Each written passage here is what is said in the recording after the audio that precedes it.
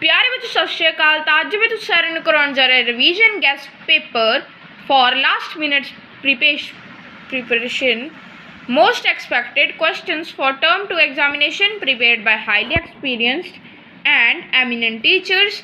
Student should prepare all this questions थोरली।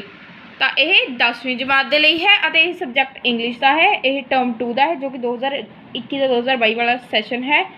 यह मैं करा रहा तो MBD दी मॉडल क्वेश्चन पेपर कम सैंपल पेपर टर्म 2 दी इंग्लिश 10th पंजाब दी बुक चो। तो चलो हुण आपां शुरू कर लेने हाँ।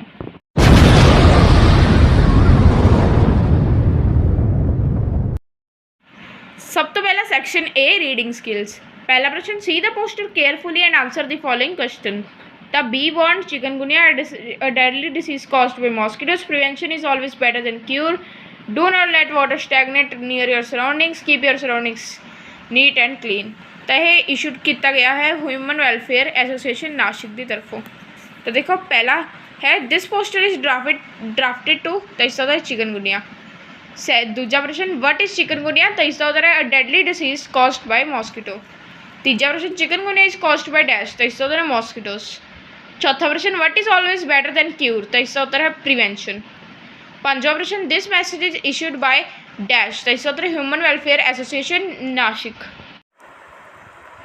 सैक्शन बी दे विच जो तुहाडी इंग्लिश टैक्सट बुक है यानी पाठ पुस्तक है उस दे विचों तुहानू प्रश्न आए हैं। तो सब तो पहला प्रश्न है what was the sacrifice of Sant Dadhichi तो इसका उत्तर है he laid down his life to defeat demons. दूसरा प्रश्न why did Bishamber send for his sister तो इसका पैथिक was suffering from high fever he was calling his mother in his critical condition so Bishamber send for his sister. तीसरा प्रश्न how can you distinguish between planets and stars तो इसका stars twinkle while planets don't this is the real way to distinguish between planets and stars. चौथा प्रश्न what does the policy of Piccadilly circus symbolize तो इसका the policeman symbolizes liberty not tyranny। पांचवा प्रश्न what caused desperation to the gods in the war of gods and demons gods were losing in war that caused desperation to the gods। तो अगे है तीसरा प्रश्न answer any 2 questions in about 25 to 30 words पर मैं सारी करांगा। तो देखो पहला है what did the 2 women discuss were they related to each other तो इसका 2 women discussed about the town life and village life। दूसरा प्रश्न why couldn't sausage see inside the water so the sausage had weak eyesight he had to remove his glasses for diving। तीसरा प्रश्न what did Holmes ask Watson to say to Mr. Smith तो इसका Holmes asked Watson to tell Smith that Holmes was dying and to persuade Smith to come। चौथा प्रश्न where did Holmes get the illness from when did he get it तो इसका Holmes get the illness from Chinese sailors he got it when he was working on a case. तो अगे है चौथा प्रश्न इस दे विच की है कि तुहानू 2 ऑप्शन दिए गए हैं एक तो मैं बुक के उत्ते ही करा देवांगा तो एक हुण करा देना attempt in one of the following what is the central idea of the poem Razia the tigress तो इसका Razia is a young tigress she has 2 little cubs her male companion Sheru has left her now Rajia is worried about her 2 cubs she can't leave them alone and go hunting for food hyenas can come and kill the little cubs and she is afraid of the poachers also। तो चौथे प्रश्न में आपने attempt करना सी एक तो मैंने जो ऊपर वाला है ये तो अटैम्प्ट करता हूँ देखो मैं ये अटैम्प्ट नहीं कराँगा मैं दूसरा जो है उसका नीचे वाला अटैम्प्ट कर देवांगा जिवें कि read the following stanza and answer and 2 question Sheru was an expert on winds knew how they transferred traversed dale and hill and where they put up for the night when no leaves stirred and all was still। तो पहला है who was Sheru तो इसका he was an expert on winds। दूजा what special knowledge did he have तो इसका he knew how to traverse dale and hill।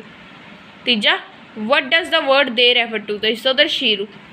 अगे है सैक्शन सी वोकैबुलरी तो देखो या तो तुम ऊपर वाला कर सकते हो या तो नीचे वाला मैं दोनों ही करके दिखा देना। पांचवें प्रश्न का पहला है fill in the blank choosing the correct word तो सब तो hold the dash of the horse carefully bridle या ब्राइडल देखो बोलन तो सेम हैं पर जो इन्हों का मीनिंग है वह अलग है। एक तो होंगे ब्राइडल जो हॉर्स वाला होंगे है जो कि जिस उत्ते मैंने टिक लगाया हुआ है एक होंगे ब्राइडल जो कि दुल्हन होंगी है, तो इसलिए ब्राइडल जो है ब्राइडल हॉर्स वाला उसके तो मैंने टिक लगाया BRIDLE, ये इसके लिए सही है। तो use the given item in a sentence, इसको किਵੇਂ यूज कर सकते हैं, this work is a easy job but not a bed of roses. तो देखो या हुण देखो इसकी जगह पे जो और तो बाद है, fill in the blank choosing the correct word, I am feeling dash well today. Quite या क्वाइट देखो बोलन में इत्थे भी सेम हैं, एक होंगे चुप रहने वाला क्वाइट और एक होंगे ठीक ठाक वाला। तो इसका उत्तर ठीक ठाक वाला यानी QUITE क्वाइट। अगे दूजा प्रश्न, use the given item in a sentence to end in smoke. तो the efforts made to the principal made him end in smoke. तो अगे है section D, translation grammar and composition. 6वें प्रश्न का a part, translate any 2 of the following sentences into Punjabi या हिंदी। तो मैं पहले 2 कर रहा, Bishamber brought in a doctor, तो इसका आ जाएगा बिशंबर ने डॉक्टर को बुलाया। दूजा, so the earth started to cool, तां धरती ठंडी होने लगी। बी है translate in 2 of the sentences into English, तो मैं इसके भी पहले 2 कर रहा। आओ धुप्पे बैठिए, let's sit in the sunshine. दूजा, भारत त्यौहार की धरती है, India is the land of festivals. या इस जगह translate any 2 of the following sentences into Punjabi या हिंदी, तो इसके भी पहले 2 पैथिक फातिक रिफ्यूज टू मूव, तो इससे फातिक ने तुरंत तो मना किया। दूजा, can you distinguish between a planet and star, की तुसीं ग्रह और तारे में फर्क कर सकते हो। B, translate 2 of the following sentences into English, इससे भी पहले तो परोपकार घरों शुरू होंदा है, चैरिटी बिगन्स फ्रॉम होम। दूजा, मैं अज ठीक महसूस नहीं कर रहा हाँ, I am not feeling well today. 7वां question, do as directed, fill in the blank using a suitable modal for the from the bracket, if you dash see him give him my regards, would या shall, तो इसका तरह would. दूजा, fill in the blank using suitable sentence connector, Rakesh is dash a good actor dash a good writer, तो इसका तरह Rakesh is neither A good actor nor a good writer. तीजा प्रश्न, change the following into indirect speech, the teacher said to the boy honesty is the best policy, तो इसका रहेगा the teacher advise the boys that honesty is the best policy. चौथा, rewrite the following sentence using past indefinite tense, she reads the story, तो इसका रहेगा she read the story. पंजा, punctuate the following sentence, तो सिमरन द एस वड्डा, SD का पूरा ही SD अपने वड्डा कर देना, कॉलेज का C वड्डा और जलंधर का J वड्डा। या इस जगह पे आप ए वाला कर सकते, fill in the blank using a suitable modal from the bracket, dash God bless you, may या शुड मे।